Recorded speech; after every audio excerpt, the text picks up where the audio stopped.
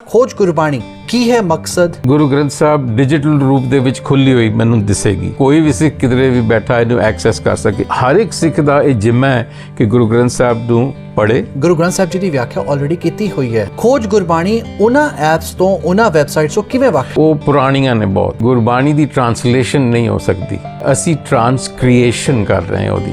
ਗੁਰੂ ਨਾਨਕ ਦੇ ਹੀ ਰੂਪ ਵਿੱਚ ਤੇ ਨਹੀਂ ਨਾ ਤੁਹਾਡੇ ਕੋਲ ਬੈਠੇ ਹੋਏ। ਇਹ ਵੀ ਸਾਨੂੰ ਇੱਕ ਭੁਲੇਖਾ ਹੈ ਕਿ ਗੁਰੂ ਗ੍ਰੰਥ ਸਾਹਿਬ ਪੰਜਾਬੀ ਹੈ। ਗੁਰਬਾਣੀ ਦੀ ਵਿਆਖਿਆ ਜਦੋਂ ਵੀ ਕੀਤੀ ਗਈ ਹੈ, ਕਿਤੇ ਨਾ ਕਿਤੇ ਮੁਖਾਲਫਤ ਵੀ ਹੋਈ ਹੈ। ਕੀ ਤੁਸੀਂ ਵੀ ਤਿਆਰ ਹੋ? ਨੈਵਰ ਐਂਡਿੰਗ ਪ੍ਰੋਸੈਸ ਹੈ। ਇੰਡੀਵਿਜੂਅਲ ਜਿਹੜਾ ਮੇਰਾ ਕੰਮ ਹੈ ਟੂ ਬੀ ਮਾਰ ਕੇ ਇਹਦਾ ਆਨੰਦ ਲੈਣਾ ਹੈ। ਗੁਰੂ ਮੇਰੇ ਤੇ ਮਿਹਰ ਕਰੇ ਤੇ ਮੇਰੀ ਸ਼ਾਇਦ ਗਤੀ ਹੋ ਜਾਏ। ਜੋ ਗੁਰਬਾਣੀ ਵਿੱਚ ਲਿਖਿਆ ਹੋਇਆ ਹੈ ਹਰ ਗੁਰਦੁਆਰਾ ਸਾਹਿਬ ਵਿੱਚ ਹੋ ਰਿਹਾ ਹੈ। ਰਿਲੀਜਨ ਧਰਮ ਨਹੀਂ ਹੈ, ਪਰ ਅਸੀਂ ਉਹਨੂੰ ਵੀ ਮਿਕਸ ਅਪ ਕੀਤਾ ਹੋਇਆ। ਜਿਨ੍ਹਾਂ ਨੂੰ ਅਸੀਂ ਸਿਖਾਉਣ ਦੀ ਕੋਸ਼ਿਸ਼ ਕਰ ਰਹੇ ਹਾਂ ਤਾਂ ਉਹਨਾਂ ਦਾ ਇੰਟਰਸਟ ਹੈ ਕੀ? ਅਸੀਂ ਚਾਹੁੰਦੇ ਹਾਂ ਕਿ ਯਾਰ ਅੱਜ ਵਿਆਖਿਆ ਕੀਤੀ ਕੱਲ ਕੰਮ ਹੋ ਜਾਏ। ਇਹ ਉਹ ਨਹੀਂ ਹੋਣ ਲੱਗਾ।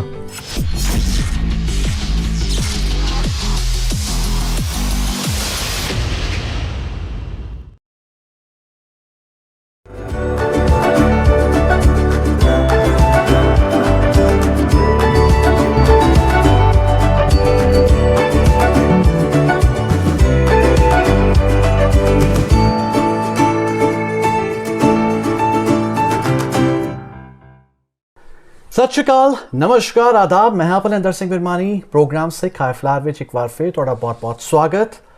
ਅੱਜ ਮੈਂ ਪਹੁੰਚਿਆ ਹੋਇਆ ਜੀ ਅਮਰੀਕਾ ਦੇ ਓਹਾਇਓ ਸੂਬੇ ਵਿੱਚ ਇੱਕ ਬੜਾ ਹੀ ਸੋਹਣਾ ਸ਼ਹਿਰ ਹੈ ਕੋਲੰਬਸ, ਔਰ ਅੱਜ ਅਸੀਂ ਮਿਲ ਕੇ ਕਹਿ ਰਹੇ ਹਾਂ ਸਰਦਾਰ ਰਵਿੰਦਰ ਸਿੰਘ ਤਨੇਜਾ ਜੀ ਨੂੰ, ਸਿੱਖ ਹਾਈ ਫਲਾਇਰ। ਸੋ ਤਨੇਜਾ ਸਾਹਿਬ, ਪਹਿਲਾਂ ਤਾਂ ਬਹੁਤ-ਬਹੁਤ ਸਵਾਗਤ, ਬਹੁਤ-ਬਹੁਤ ਧੰਨਵਾਦ ਆਪਣਾ ਸਾਨੂੰ ਕੀਮਤੀ ਸਮਾਂ ਦੇਣ ਦੇ ਲਈ। Thank you.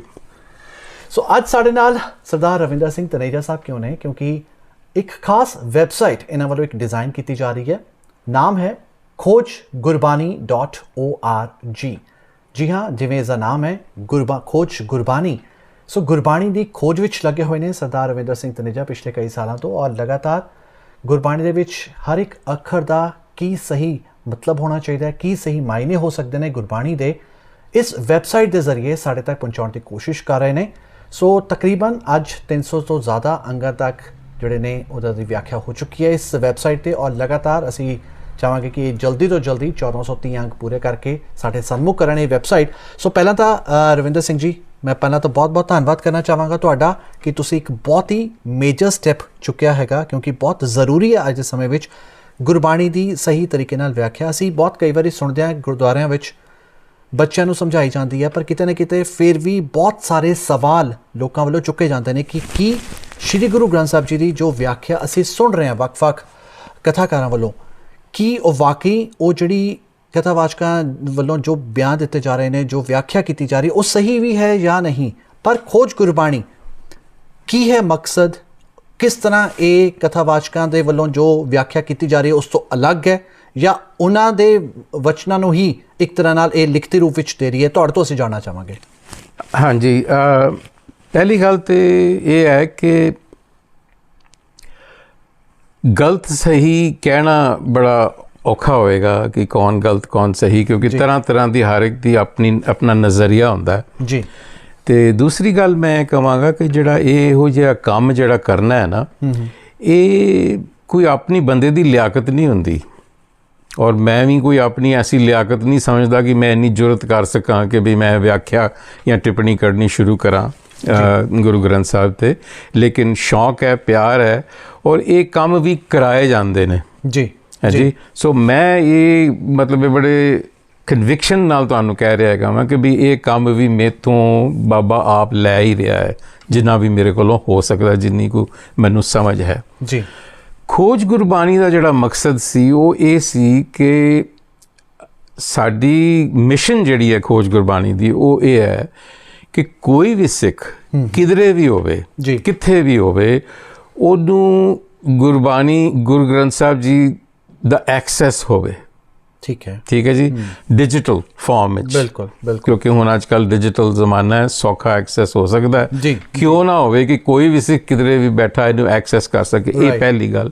ਦੂਸਰੀ ਗੱਲ ਕਿ ਆਪਣੀ ਹਯਾਤੀ ਵਿੱਚ ਇੱਕ ਵਾਰੀ ਹਰ ਇੱਕ ਸਿੱਖ ਦਾ ਇਹ ਜ਼ਿੰਮਾ ਹੈ ਕਿ ਗੁਰੂ ਗ੍ਰੰਥ ਸਾਹਿਬ ਨੂੰ ਪੜ੍ਹੇ ਔਰ ਉਸ ਦਾ ਅਧਿਐਨ ਕਰੇ।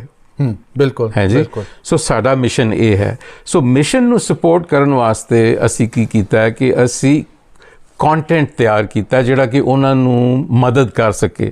ਫਰਜ਼ ਕਰ ਲਓ ਮੈਂ ਗੁਰਬਾਣੀ ਨੂੰ ਪੜ੍ਹਨਾ ਚਾਹ ਰਿਹਾ ਵਾਂ ਔਰ ਮੈਨੂੰ ਪਤਾ ਹੈ ਕਿ khojgurbani.org ਕਰਕੇ ਇੱਕ ਵੈਬਸਾਈਟ ਹੈ, ਮੈਂ ਉੱਥੇ ਜਾਣਾ। ਹੁਣ ਉੱਥੇ ਮੈਂ ਕੀ ਪਾਵਾਂਗਾ? ਮੈਂ ਉੱਥੇ ਦੇਖਾਂਗਾ ਕਿ ਗੁਰੂ ਗ੍ਰੰਥ ਸਾਹਿਬ ਡਿਜੀਟਲ ਰੂਪ ਦੇ ਵਿੱਚ ਖੁੱਲੀ ਹੋਈ ਮੈਨੂੰ ਦਿਸੇਗੀ ਜੀ, ਠੀਕ ਹੈ ਜੀ। ਖੱਬੇ ਪਾਸੇ ਗੁਰਮੁਖੀ ਅੱਖਰਾਂ ਦੇ ਵਿੱਚ ਜਿਸ ਤਰ੍ਹਾਂ ਓਰੀਜਨਲ ਅੰਗ ਨੇ ਉਹ ਤੁਹਾਨੂੰ ਦਿਸਣਗੇ, ਜਾਂ ਖੱਬੇ ਪਾਸੇ ਜਾਂ ਫਾਰਮੈਟ ਉਹਦਾ ਇਸ ਤਰ੍ਹਾਂ ਹੋਏਗਾ ਕਿ ਉੱਤੇ ਓਰੀਜਨਲ ਤੇ ਥੱਲੇ ਉਹਦੀਆਂ ਜਿਹੜੀਆਂ ਮੌਜੂਦਾ ਜਿਹੜੀ ਤਰਜਮੇ ਹੋਏ ਨੇ ਉਹ ਤੁਹਾਨੂੰ ਦਿਸਣਗੇ ਜੀ, ਠੀਕ ਹੈ। ਸੋ ਬੰਦਾ ਜਿਹੜਾ ਪੜ੍ਹ ਰਿਹਾ ਹੋਏਗਾ, ਅਗਰ ਉਹ ਫਰਜ਼ ਕਰੋ ਗੁਰਮੁਖੀ ਨਹੀਂ ਪੜ੍ਹ ਸਕਦਾ ਜੀ, ਰੋਮਨ ਸਕ੍ਰਿਪਟ ਵਿੱਚ ਵੀ ਤੁਹਾਨੂੰ ਦਿਸ ਪਏਗਾ, ਅੰਗਰੇਜ਼ੀ ਤੁਸੀਂ ਉਹਨੂੰ ਉਚਾਰ ਸਕੋਗੇ ਬਾਣੀ, ਹਾਂਜੀ। ਸੋ ਬਾਣੀ ਦਾ ਉਚਾਰਨ ਬੜਾ ਜ਼ਰੂਰੀ ਹੈ।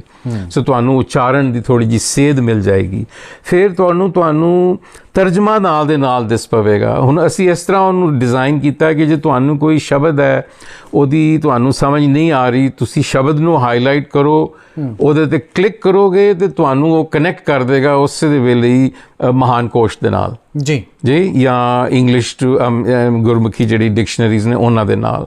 ਸੋ ਅਗਰ ਤੁਸੀਂ ਗੁਰਮੁਖੀ 'ਚ ਜ਼ਿਆਦਾ ਨਹੀਂ ਹੈਗੇ ਵੈਲ ਵਰਸਡ, ਤੁਸੀਂ ਇੰਗਲਿਸ਼ ਦੇ ਵਿੱਚ ਦੇਖ ਸਕਦੇ। ਠੀਕ ਹੈ, ਇਹ ਤਾਂ ਇਹ ਗੱਲ। ਲੇਕਿਨ ਅੱਜ ਦੇ ਸਮੇਂ ਵਿੱਚ ਦੇਖਿਆ ਜਾਏ ਤਾਂ ਸ਼੍ਰੀ ਗੁਰੂ ਗ੍ਰੰਥ ਸਾਹਿਬ ਜੀ ਦੀ ਗੁਰਬਾਣੀ ਦੀ ਵਿਆਖਿਆ ਜਿਹੜੀ ਹੈਗੀ ਹੈ, ਬਹੁਤ ਸਾਰੇ ਐਪਸ, ਬਹੁਤ ਸਾਰੀਆਂ ਵੈਬਸਾਈਟਸ ਆਲਰੇਡੀ ਕਰ ਚੁੱਕੀਆਂ ਨੇ। ਠੀਕ ਹੈ, ਖੋਜ ਗੁਰਬਾਣੀ ਕਿਸ ਤਰ੍ਹਾਂ ਉਸ ਨਾਲੋਂ ਵੱਖ ਹੈ? ਕਿ ਗੁਰਬਾਣੀ ਦੀ ਵਿਆਖਿਆ ਅਸੀਂ ਇਹ ਸਮਝੀਏ ਕਿ ਤੁਹਾਡੀ ਹੋਰ ਹੋਏਗੀ ਜਾਂ ਮੈਂ ਕਰ ਰਿਹਾ ਕੁਝ ਹੋਰ ਹੋਏਗੀ, ਜਾਂ ਕੋਈ ਹੋਰ ਕਥਾਵਾਚਕ ਹੈ ਉਸ ਨੂੰ ਹੋਰ ਤਰੀਕੇ ਨਾਲ ਪ੍ਰੈਜ਼ੈਂਟ ਕਰ ਰਿਹਾ? ਸੋ ਪਹਿਲਾ ਸਭ ਤੋਂ ਵੱਡਾ ਅੰਤਰ ਤੇ ਇਹ ਹੈ ਕਿ ਆਮ ਤੌਰ ਤੇ ਜੋ ਤੁਹਾਨੂੰ ਤਰਜਮੇ ਮਿਲਦੇ ਨੇ ਉਹ ਤਰਜਮੇ ਹੀ ਹੁੰਦੇ ਨੇ, ਟਰਾਂਸਲੇਸ਼ਨਸ ਹੁੰਦੀਆਂ ਨੇ ਜੀ। ਔਰ ਮੇਰਾ ਇਹ ਮੰਨਣਾ ਹੈ ਕਿ ਗੁਰਬਾਣੀ ਦੀ ਟਰਾਂਸਲੇਸ਼ਨ ਨਹੀਂ ਹੋ ਸਕਦੀ ਜੀ। ਸੋ ਜੋ ਅਸੀਂ ਕੋਸ਼ਿਸ਼ ਕਰ ਰਹੇ ਹਾਂ ਔਰ ਜਿਹੜਾ ਕਿ ਅੰਤਰ ਹੈ, ਅਸੀਂ ਟਰਾਂਸਕ੍ਰੀਏਸ਼ਨ ਕਰ ਰਹੇ ਹਾਂ ਉਹਦੀ ਜੀ, ਹੈ ਜੀ। ਸੋ ਟਰਾਂਸਲੇਸ਼ਨ ਔਰ ਟਰਾਂਸਕ੍ਰੀਏਸ਼ਨ ਦੇ ਵਿੱਚ ਇੱਕ ਅੰਤਰ ਹੈ। ਅੰਤਰ ਕੀ ਹੈ? ਜਦੋਂ ਤੁਸੀਂ ਟਰਾਂਸਲੇਸ਼ਨ ਕਰਦੇ ਹੋ ਉਦੋਂ ਤੁਸੀਂ ਵਰਡ ਟੂ ਵਰਡ ਉਹਦਾ ਜਿਹੜੀ ਹੈ ਰਿਪਲੇਸਮੈਂਟ ਕਰ ਰਹੇ ਹੁੰਦੇ ਹੋ। ਤਕਰੀਬਨ ਤੁਸੀਂ ਵਰਡਸ ਦੀ ਜਿਹੜੀ ਪਲੇਸਮੈਂਟ ਔਰ ਪੋਜੀਸ਼ਨਿੰਗ ਵੀ ਹੈ ਉਹ ਵੀ ਤੁਸੀਂ ਬਦਲਣ ਦੀ ਕੋਸ਼ਿਸ਼ ਨਹੀਂ ਕਰਦੇ, ਕਿਉਂਕਿ ਤੁਸੀਂ ਫੇਥਫੁਲ ਰਹਿਣਾ ਚਾਹੁੰਦੇ ਹੋ ਕਿ ਵੀ ਜਿਹੜਾ ਲਫ਼ਜ਼ ਸੀ ਉਹਨੂੰ ਉਸੇ ਤਰ੍ਹਾਂ ਹੀ ਕੀਤਾ ਜਾਵੇ ਜੀ। ਪਰ ਗੁਰਬਾਣੀ ਦੇ ਨਾਲ ਇਹ ਇਸ਼ੂ ਹੈ ਕਿ ਗੁਰਬਾਣੀ ਜਿਹੜੀ ਹੈ ਉਹ ਕੋਈ ਇਸ ਤਰ੍ਹਾਂ ਮਤਲਬ ਇਹ ਪ੍ਰੋਜ਼ ਨਹੀਂ ਹੈਗਾ, ਉਹ ਕਾਵਿ ਰਚਨਾ ਹੈ।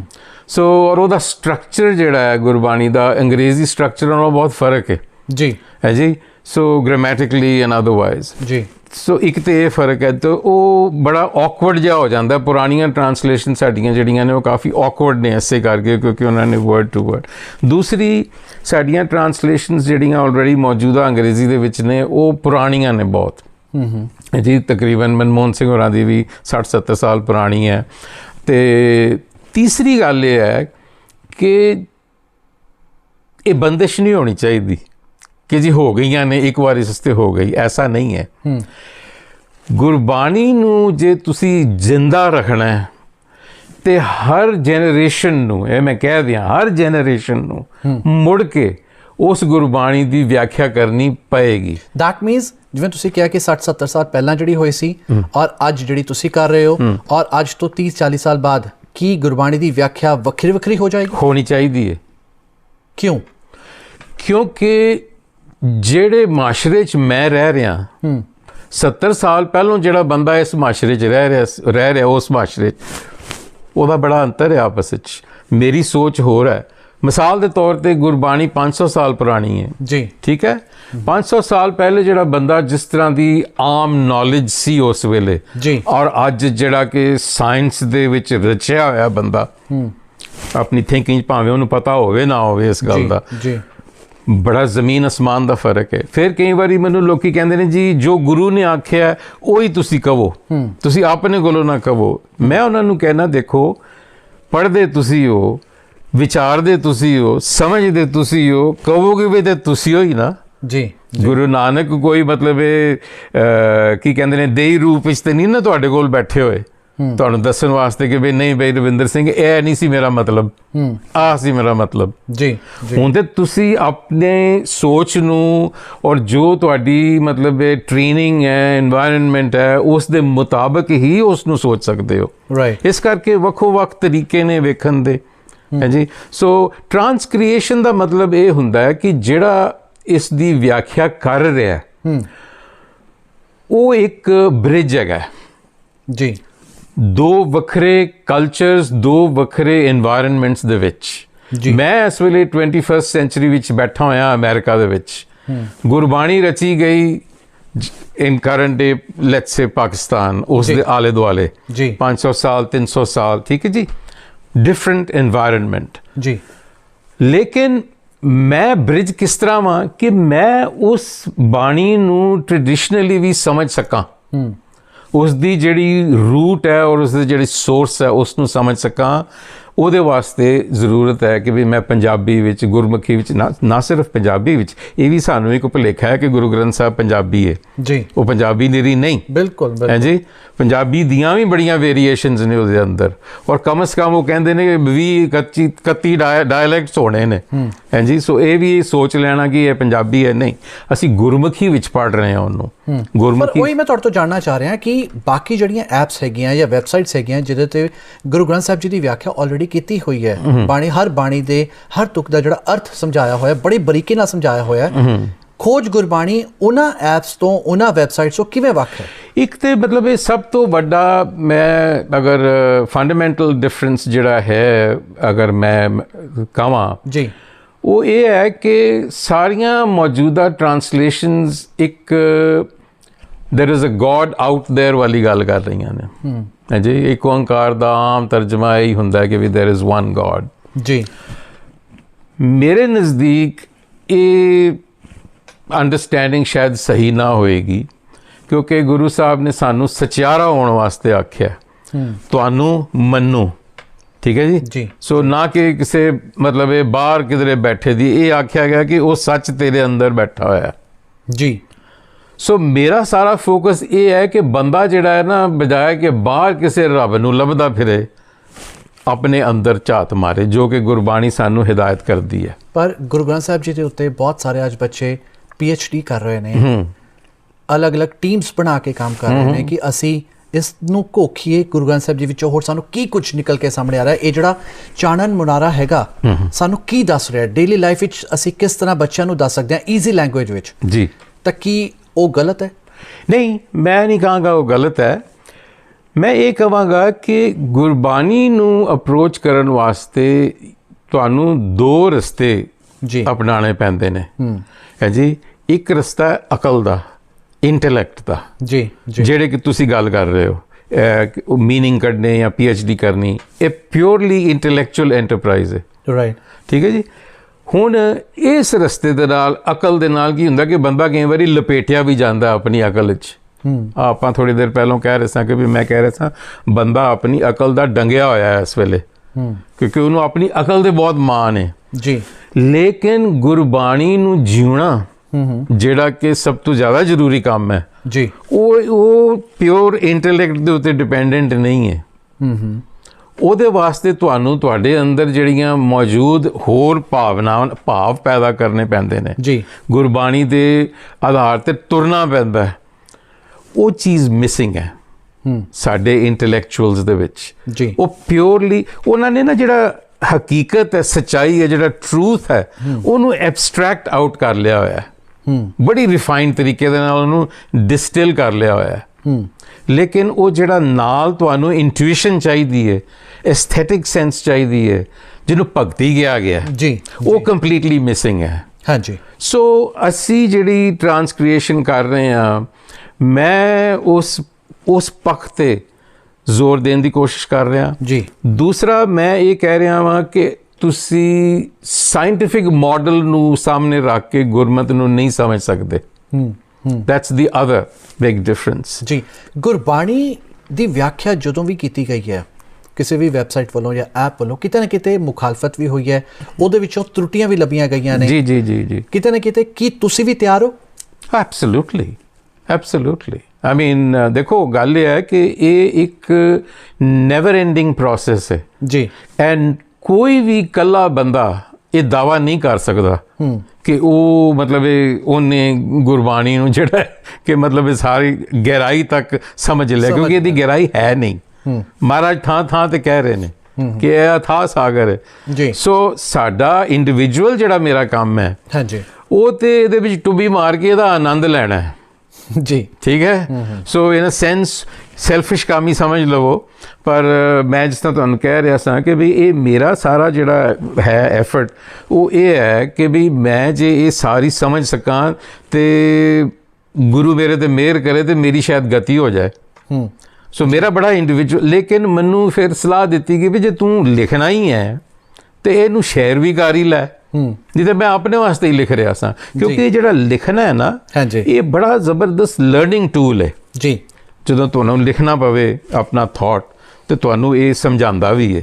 ਸੋ ਮੈਂ ਆਪਣੇ ਵਾਸਤੇ ਕਰਨਾ ਸੀ, ਮੈਨੂੰ ਕਹਿਣ ਲੱਗੇ ਕਿ ਤੂੰ ਅੰਗਰੇਜ਼ੀ ਵੀ ਲਿਖ ਲੈਣਾ ਹੈ, ਗੁਰਮੁਖੀ ਤੂੰ ਸਮਝ ਲੈਣਾ ਹੈ, ਬਾਣੀ ਨੂੰ ਪੜ੍ਹ ਲੈਣਾ ਹੈ, ਸਮਝ ਲੈਣਾ ਜਾਂ ਸਮਝਣ ਦੀ ਕੋਸ਼ਿਸ਼ ਕਰ ਲੈਣਾ ਹੈ, ਤੇ ਇਸ ਨੂੰ ਸ਼ੇਅਰ ਹੀ ਕਰ ਲੈ ਜੋ ਲਿਖ ਰਹੇ ਹਾਂ। ਕਿੰਨੀ ਵੱਡੀ ਟੀਮ ਹੈ ਤੁਹਾਡੇ ਨਾਲ? You looking at it. ਬਿਲਕੁਲ, ਸਰਦਾਰ ਰਵਿੰਦਰ ਸਿੰਘ ਤਨੇਜਾ ਸਾਹਿਬ ਪੂਰੇ ਗੁਰੂ ਗ੍ਰੰਥ ਸਾਹਿਬ ਜੀ ਦਾ ਜਿਹੜਾ ਵਿਆਖਿਆ ਹੈਗੀ ਉਹ ਖੋਜ ਗੁਰਬਾਣੀ ਦੇ ਜ਼ਰੀਏ ਲੋਕਾਂ ਸਾਹਮਣੇ ਪੇਸ਼ ਕਰ ਰਹੇ ਨੇ। ਬਟ ਮੈਂ ਕਿਹਾ ਸੀ ਪਹਿਲਾਂ ਕਿ ਇਹ ਆਪਣੇ 'ਚ ਇਹੋ ਜਿਹੀ ਕੋਈ ਲਿਆਕਤ ਨਹੀਂ।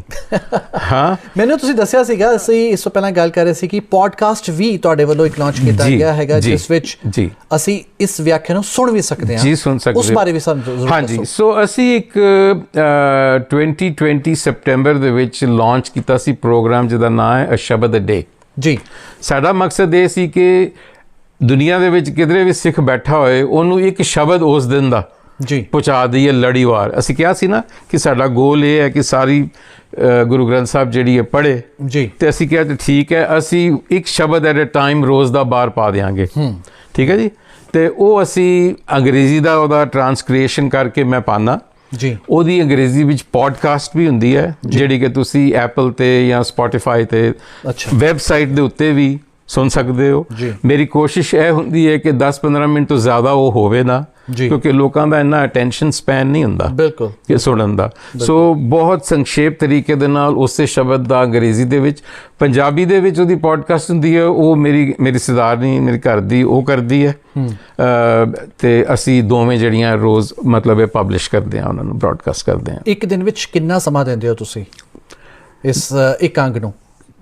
ਦੇਖੋ ਜੀ, ਡਿਪੈਂਡ ਕਰਦਾ ਹੈ। ਮੇਰਾ ਤੇ ਸਾਰਾ ਵਕਤ ਜਿਹੜਾ ਹੈ ਸਵੇਰ ਤੋਂ ਲੈ ਕੇ ਸ਼ਾਮ ਤੱਕ ਇਸੇ ਕੰਮ 'ਚ ਹੀ ਲੰਘ ਜਾਂਦਾ, ਕਿਉਂਕਿ ਮੈਂ ਤੁਹਾਨੂੰ ਦੱਸਿਆ ਸੀ ਕਿ ਮੈਂ ਆਪਣਾ ਪ੍ਰੋਫੈਸ਼ਨਲ ਲਾਈਫ ਜਿਹੜੀ ਸੀ ਉਹ ਮੈਂ ਜਿਸ ਦਿਨ ਮੈਂ ਹਿਸਾਬ ਲਾ ਲਿਆ ਸੀ ਕਿ ਮੇਰਾ ਰੋਟੀ ਪਾਣੀ ਚੱਲ ਜਾਏਗਾ ਮੇਰਾ, ਮੈਂ ਉਸੇ ਦਿਨ ਹੀ ਛੱਡਤਾ ਸੀ।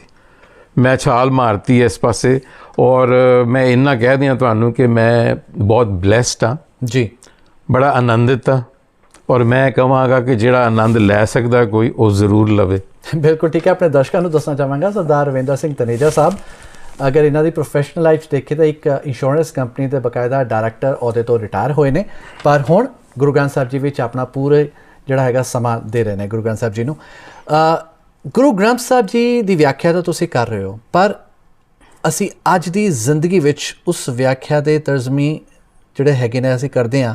ਵੱਖ-ਵੱਖ ਗੁਰਦੁਆਰੇ ਸਾਹਿਬਾਨਾਂ ਵਿੱਚ ਵੱਖ-ਵੱਖ ਵੱਡੇ ਤੋਂ ਵੱਡੇ ਕਥਾਵਾਚਕ ਜਿਹੜੇ ਨੇ ਉਹ ਕਥਾ ਵੀ ਕਰਦੇ ਨੇ, ਬੱਚਿਆਂ ਨੂੰ, ਵੱਡਿਆਂ ਨੂੰ, ਬਜ਼ੁਰਗਾਂ ਨੂੰ ਸਮਝਾਉਣ ਦੀ ਕੋਸ਼ਿਸ਼ ਕਰਦੇ ਨੇ ਕਿ ਆਖਰ ਗੁਰਬਾਣੀ ਸਾਨੂੰ ਕੀ ਸਿੱਖਿਆ ਦਿੰਦੀ ਹੈ, ਸਾਨੂੰ 10 ਗੁਰੂ ਸਾਹਿਬਾਨ ਕੀ ਦੱਸ ਕੇ ਗਏ ਨੇ। ਲੇਕਿਨ ਕੀ ਵਾਕਈ ਜੋ ਗੁਰਬਾਣੀ ਵਿੱਚ ਲਿਖਿਆ ਹੋਇਆ ਹੈ ਉਹ ਅੱਜ ਸੰਸਾਰ ਵਿੱਚ ਹਰ ਗੁਰਦੁਆਰਾ ਸਾਹਿਬ ਵਿੱਚ ਹੋ ਰਿਹਾ ਹੈ? ਆਈ ਮੀਨ ਇਹ ਬੜਾ ਕਹਿਣਾ ਮੁਸ਼ਕਿਲ ਹੈ। ਗੁਰਦੁਆਰਿਆਂ ਵਿੱਚ ਵਿਆਖਿਆ ਹੁੰਦੀ ਹੈ ਔਰ ਕਈ ਤਰ੍ਹਾਂ ਦੀ ਵਿਆਖਿਆ ਹੁੰਦੀ ਹੈ, ਔਰ ਲੋਕੀ ਉਹਦੀ ਜਿਹੜੀ ਹੈ ਕ੍ਰਿਟਿਸਿਜ਼ਮ ਵੀ ਕਰਦੇ ਨੇ।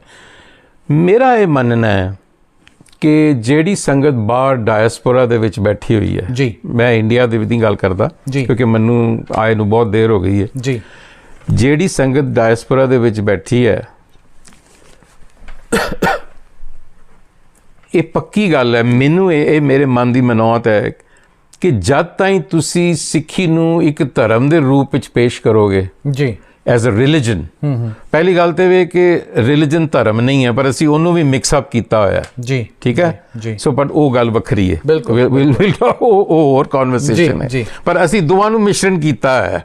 ਅਸੀਂ ਸਮਝਦੇ ਹਾਂ ਧਰਮ ਰਿਲੀਜਨ ਹੈ, ਨਹੀਂ, ਉਹ ਨਹੀਂ ਗੱਲ ਹੈਗੀ। ਅੱਛਾ, ਤੁਸੀਂ ਜਿੰਨੀ ਦੇਰ ਕਿਸੇ ਬੱਚੇ ਦੇ ਨਾਲ ਗੁਰਦੁਆਰੇ ਦੇ ਵਿੱਚ ਪੰਜਾਬੀ ਦੇ ਵਿੱਚ ਗੱਲ ਕਰੋਗੇ, ਔਰ ਸਿੱਖੀ ਨੂੰ ਐਜ਼ ਅ ਧਰਮ ਪੇਸ਼ ਕਰੋਗੇ ਜੀ, ਤੁਸੀਂ ਕਦੀ ਸਕਸੈਸਫੁਲ ਨਹੀਂ ਹੋਵੋਗੇ, ਤੁਸੀਂ ਉਹਦਾ ਇੰਟਰਸਟ ਲੂਜ਼ ਕਰ ਜਾਓਗੇ। ਸੋ ਪਹਿਲੀ ਗੱਲ ਤੇ ਸਾਨੂੰ ਇਹ ਸਮਝਣਾ ਚਾਹੀਦਾ ਵੀ ਜਿਨ੍ਹਾਂ ਨੂੰ ਅਸੀਂ ਸਿਖਾਉਣ ਦੀ ਕੋਸ਼ਿਸ਼ ਕਰ ਰਹੇ ਹਾਂ ਤਾਂ ਉਹਨਾਂ ਦਾ ਇੰਟਰਸਟ ਹੈ ਕੀ ਹੈ। ਯਾਨੀ ਕਿ ਅੱਜ ਉਹਨਾਂ ਦੀ ਲੈਂਗੁਏਜ ਵਿੱਚ ਸਾਨੂੰ ਗੱਲ ਕਰਨੀ ਪਏਗੀ ਸਾਡੇ, ਕਿਉਂਕਿ ਬੱਚੇ ਜਿਹੜੇ ਇੱਥੋਂ ਦੇ, ਅਮਰੀਕਾ ਦੇ ਬੱਚੇ, ਕੈਨੇਡਾ ਦੇ ਬੱਚੇ, UK ਜਾਂ ਆਸਟ੍ਰੇਲੀਆ ਦੇ ਬੱਚੇ ਕਹੀਏ, ਬਾਹਰ ਜ਼ਿਆਦਾ ਇੰਗਲਿਸ਼ ਨੂੰ ਫਰਸਟ ਲੈਂਗੁਏਜ ਉਹਨਾਂ ਦੀ ਹੈਗੀ ਹੈ, ਡੈਫੀਨੇਟਲੀ ਗੱਲ ਹੈ, ਔਰ ਪੰਜਾਬੀ ਸਿਰਫ ਘਰ ਤੱਕ ਹੀ ਸੀਮਤ ਰਹਿ ਗਈ ਹੈ। ਬਿਲਕੁਲ। ਸੋ ਸਾਡੇ ਕੀ ਕਥਾਵਾਚਕ ਇੰਨੇ ਟ੍ਰੇਨਡ ਹੈਗੇ ਨੇ ਜੋ ਉਹਨਾਂ ਦੀ ਲੈਂਗੁਏਜ ਵਿੱਚ ਸਮਝਾ ਸਕਣ? ਕਿਉਂਕਿ ਅੱਜ ਕੱਲ੍ਹ ਤਾਂ ਪੇਰੈਂਟਸ ਨੂੰ ਵੀ ਜ਼ਿਆਦਾ ਇੰਗਲਿਸ਼ ਨਹੀਂ ਆਉਂਦੀ। ਮੈਂ ਤਾਂ ਤੁਹਾਨੂੰ ਮੈਂ ਤਾਂ ਕਹਿੰਦਾ ਇੰਗਲਿਸ਼ ਵੀ ਨਹੀਂ ਆਉਂਦੀ ਤੇ ਪੰਜਾਬੀ ਵੀ ਨਹੀਂ ਆਉਂਦੀ ਜੀ, ਨਾ ਉਹ ਗੁਰੂ ਗ੍ਰੰਥ ਸਾਹਿਬ ਨਾਲ ਜੁੜੇ ਹੋਏ ਨੇ। ਠੀਕ ਹੈ ਜੀ।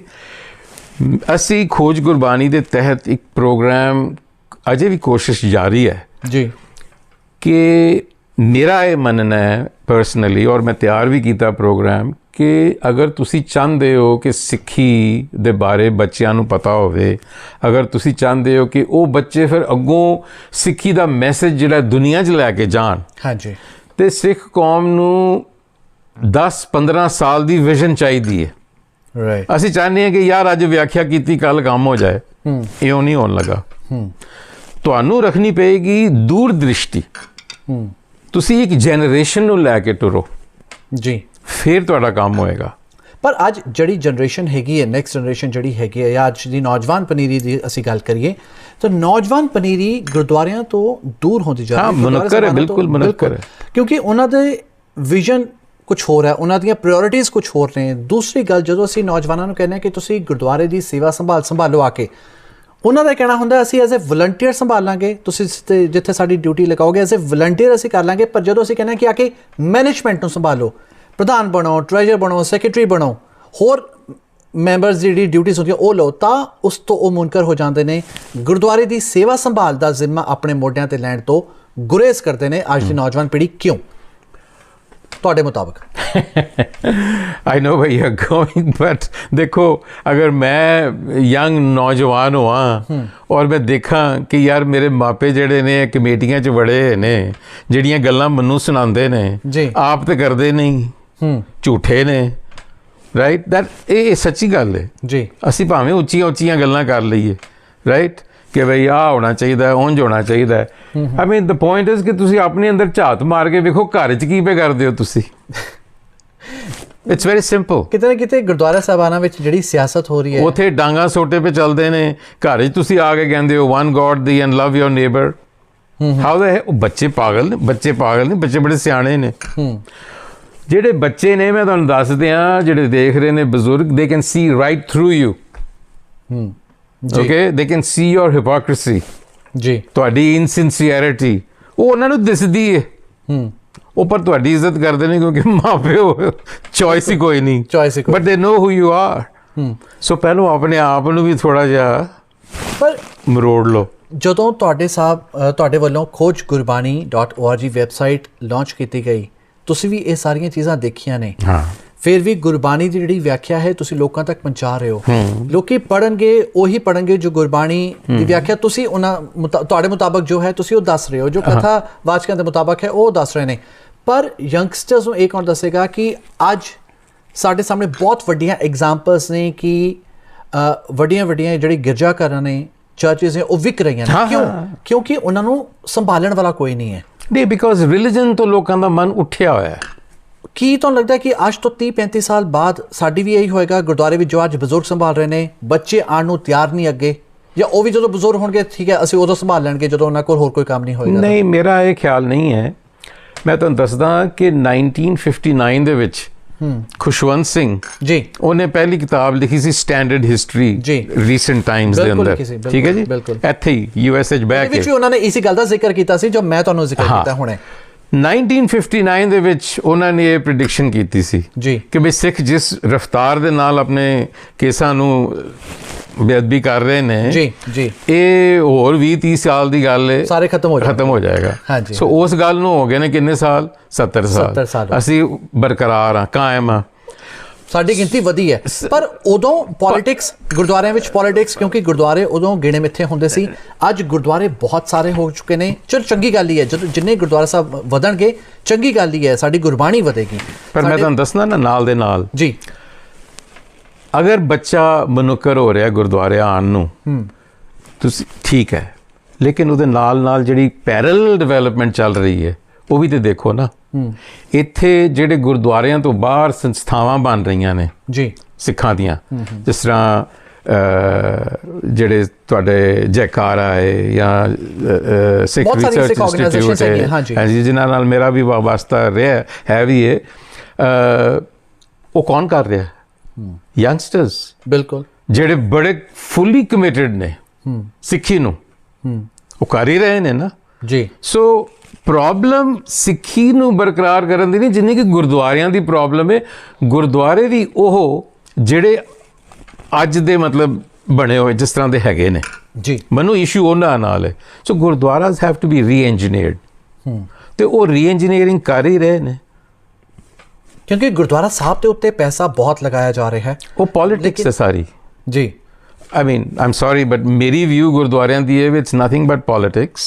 Punjab politics is being played out ਇੱਥੇ ਜੀ, ਠੀਕ ਹੈ, to a very large degree। ਪੈਸਿਆਂ ਦਾ ਮਾਮਲਾ ਹੈ। ਮੈਂ ਤੇ ਇਹ ਕਹਾਂਗਾ ਯੰਗਸਟਰਸ ਨੂੰ ਕਿ ਤੁਸੀਂ ਯਾਰ ਪੈਰਲਲ ਗੁਰਦੁਆਰੇ ਬਣਾਓ ਜੀ, ਔਰ ਅਸੀਂ ਕੋਸ਼ਿਸ਼ ਵੀ ਕਰ ਰਹੇ ਹਾਂ।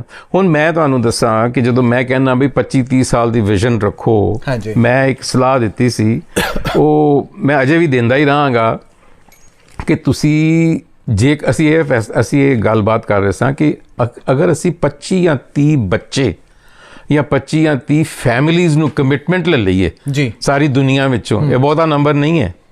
ਲੈਟਸ ਸੇ ਅਸੀਂ ਅਪਰੋਚ ਕਰਨੇ ਆ 25 ਜਾਂ 30 ਫੈਮਿਲੀਜ਼ ਨੂੰ ਦੁਨੀਆ ਦੇ ਵਿੱਚ, ਆਸਟ੍ਰੇਲੀਆ, ਕੈਨੇਡਾ, ਜਿੱਥੇ ਸੰਗਤਾਂ ਬੜੀਆਂ ਨੇ ਸਾਡੀਆਂ, 25 ਫੈਮਿਲੀਜ਼, 5-5 ਫੈਮਿਲੀਜ਼ ਇੱਕ ਸ਼ਹਿਰ 'ਚ ਲੈ ਲਓ ਜੀ ਜੀ। ਉਹਨਾਂ ਦੇ ਪੇਰੈਂਟਸ ਨੂੰ, ਜਿਨ੍ਹਾਂ ਦੇ ਬੱਚੇ ਨੇ 6-7 ਸਾਲ ਦੇ, ਹਾਂਜੀ, ਠੀਕ ਹੈ, ਉਹਨਾਂ ਦੇ ਪੇਰੈਂਟਸ ਤੋਂ ਕਮਿਟਮੈਂਟ ਲੈ ਲਓ, ਠੀਕ ਹੈ, ਕਮਿਟਮੈਂਟ ਪੂਰੀ 10 ਸਾਲ ਦੀ ਕਮਿਟਮੈਂਟ। ਕੀ ਕਮਿਟਮੈਂਟ ਹੈ ਕਿ ਯਾਰ ਤੁਸੀਂ ਸਵੇਰੇ ਰੋਜ਼ ਜਾਂ ਸ਼ਾਮੀ ਜਦੋਂ ਬੱਚਾ ਹੋਮਵਰਕ ਕਰ ਰਿਹਾ ਨਾ ਤੁਹਾਡਾ, ਤੁਸੀਂ ਜਿਹੜਾ ਅਸੀਂ ਸ਼ਬਦ ਡੇ ਪਾਉਂਦੇ ਹਾਂ ਇੰਗਲਿਸ਼ ਦੇ ਵਿੱਚ, ਕਿਧਰੋਂ ਮਤਲਬ ਉਹਨੂੰ ਤੁਸੀਂ 10 ਮਿੰਟ ਲਾ ਕੇ ਇੱਕ ਸ਼ਬਦ ਰੋਜ਼ ਕਰਾਓ ਘਰ ਦੇ ਵਿੱਚ ਜੀ, ਘਰ ਦੇ ਮਾਹੌਲ ਵਿੱਚ ਜੀ, ਨਾ ਕਿ ਕਹੋ ਸੰਡੇ ਆਇਆ ਤੇ ਵੀ ਗੁਰਦੁਆਰੇ ਜਾਓ, ਠੀਕ ਹੈ।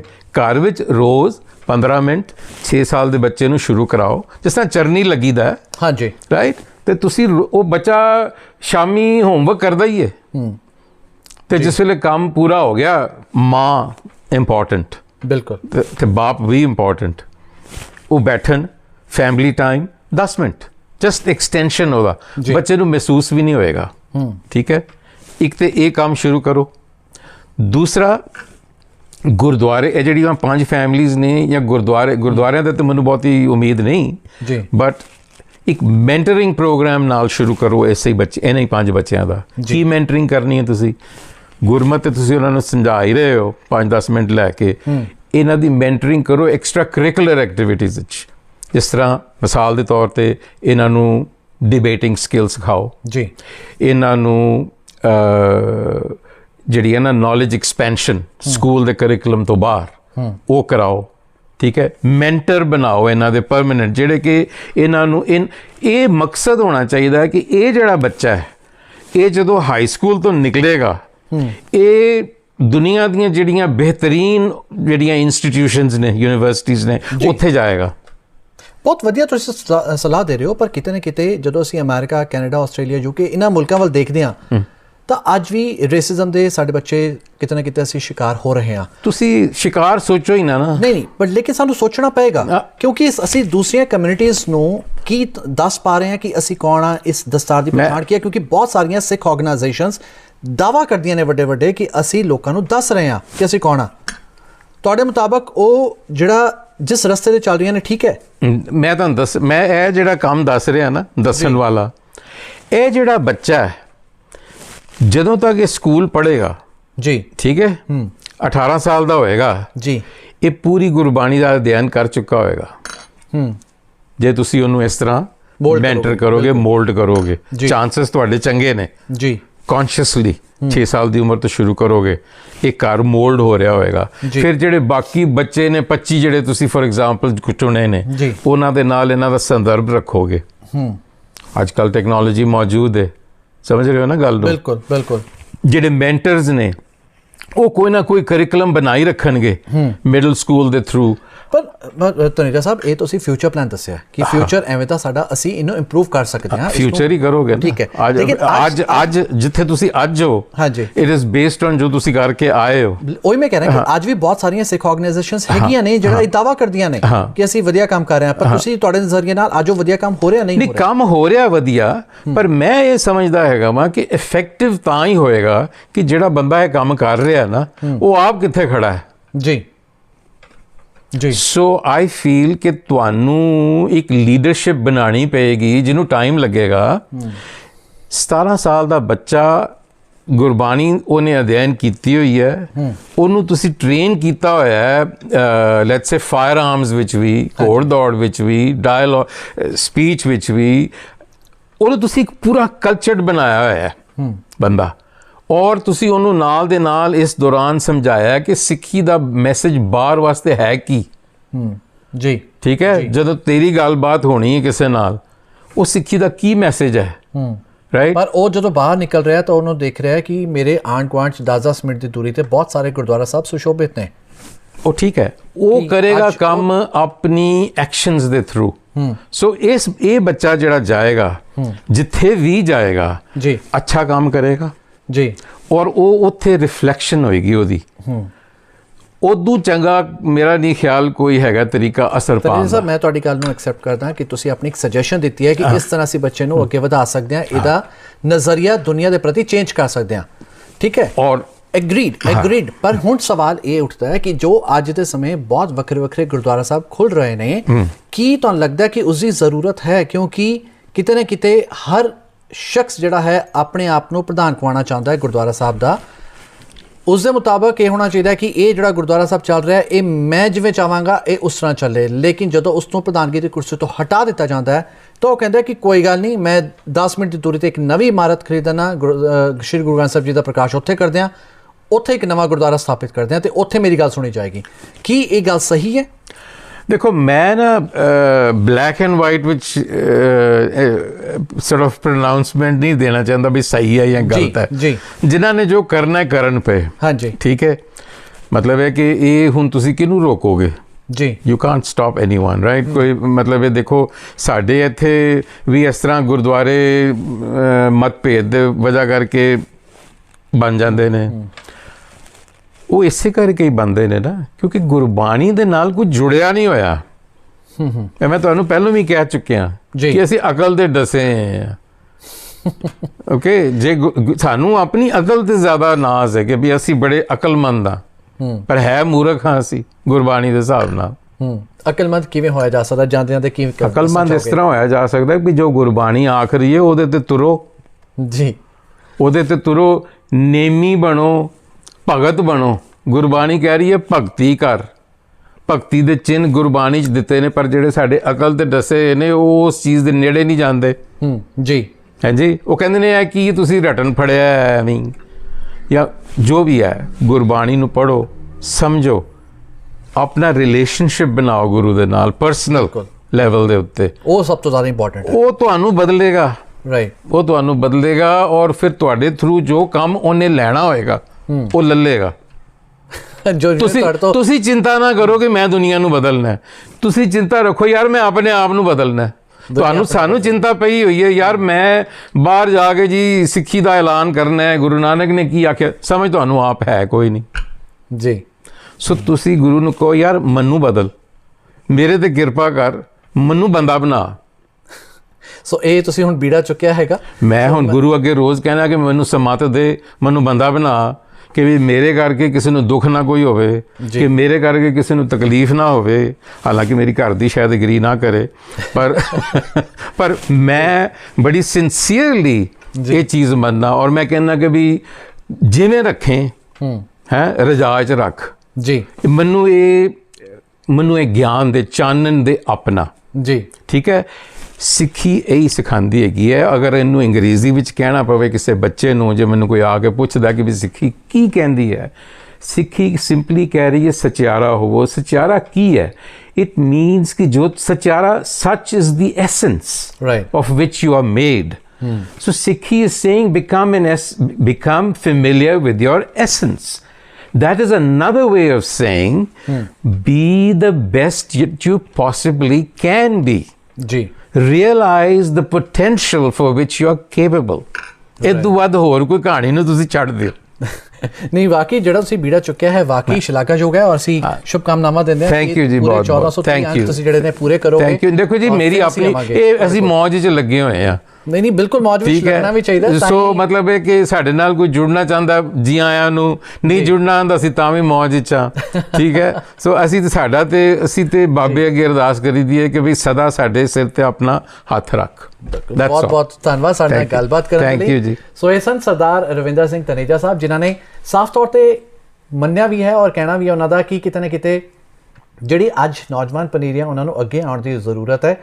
ਬੱਚਿਆਂ ਨੂੰ ਘਰ ਵਿੱਚ ਸਿਖਲਾਈ ਦੇਣ ਦੀ ਬਹੁਤ ਜ਼ਰੂਰਤ ਹੈ ਕਿ ਗੁਰਬਾਣੀ ਆਖਰ ਕੀ ਹੈ, ਸਾਨੂੰ ਕੀ ਸਮਝਾ ਰਹੀ ਹੈ ਔਰ ਗੁਰਬਾਣੀ ਦੇ ਲੜ ਲਗਾਉਣਾ ਪੇਰੈਂਟਸ ਦੇ ਹੱਥ ਵਿੱਚ ਹੈ ਕਿ ਆਪਣੇ ਬੱਚਿਆਂ ਨੂੰ ਛੋਟੇ ਹੁੰਦੇ ਹੀ ਗੁਰਬਾਣੀ ਦੇ ਲੜ ਲਗਾਉਣ ਤਾਂ ਜੋ ਉਹ ਭਟਕਣ ਨਾ, ਉਹਨਾਂ ਨੂੰ ਸਮਝ ਹੋਵੇ ਔਰ ਉਹ ਵੱਡੇ ਹੋ ਕੇ ਹੋਰਾਂ ਨੂੰ ਵੀ ਸਮਝਾ ਸਕਣ ਕਿ ਗੁਰਬਾਣੀ ਸਾਨੂੰ ਕੀ ਉਪਦੇਸ਼ ਦਿੰਦੀ ਹੈ। ਸੋ ਇਹ ਸੀ ਸਾਡਾ ਅੱਜ ਦਾ ਸਿੱਖ ਹਾਈਫਲਾਇਰ ਸਰਦਾਰ ਰਵਿੰਦਰ ਸਿੰਘ ਤਨੇਜਾ ਸਾਹਿਬ ਨੂੰ ਅਸੀਂ ਮਿਲ ਕੇ ਕਿਹਾ ਸਿੱਖ ਹਾਈਫਲਾਇਰ, ਪਰ ਅਗਲੇ ਹਫ਼ਤੇ ਇੱਕ ਹੋਰ ਸ਼ਖਸ ਨਾਲ ਤੁਹਾਡੇ ਰੂਬਰੂ ਹੋਵਾਂਗੇ। ਮੈਨੂੰ ਯਾਨੀ ਪਲੰਦਰ ਸਿੰਘ ਵਰਮਾਨੀ ਨੂੰ ਦਿਓ ਇਜਾਜ਼ਤ। ਧੰਨਵਾਦ।